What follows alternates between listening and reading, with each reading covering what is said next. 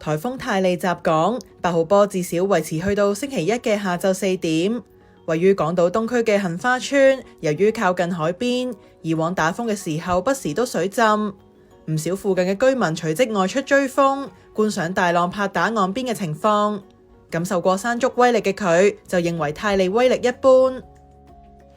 我山長水遠㗎，我喺沙田住㗎。今朝出深水埗飲茶，飲完又飛地鐵過嚟，即係好少有啦呢啲場面。即係應該同咩啊？應該同山竹冇得比。冇得比。我山竹有嚟過啊！哇，嗰個浮澳喎，浮咗嚟呢度咯，幾大啊！唔係話好咩啫，唔係話好勁啊，應該。大風嗰時係吹到個人係即係向前行都係有困難咁樣係啦。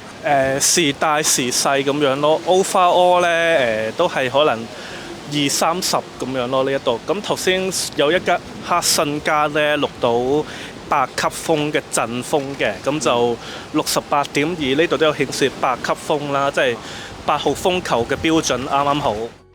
我呢度住㗎，咁食完早餐就過嚟睇下啲浪咯，因為啲雨都唔係好大。唔係好大。咁但係浪咧就真係比我哋平時夜晚嚟散步嗰陣時真係高咗好多咯。哦，咁弱咗好多啦。自從有一次山竹嗰陣時個倒灌嗰陣時，就變咗我哋好出名咯。唔好啦，我哋啲居民喺度住好慘㗎。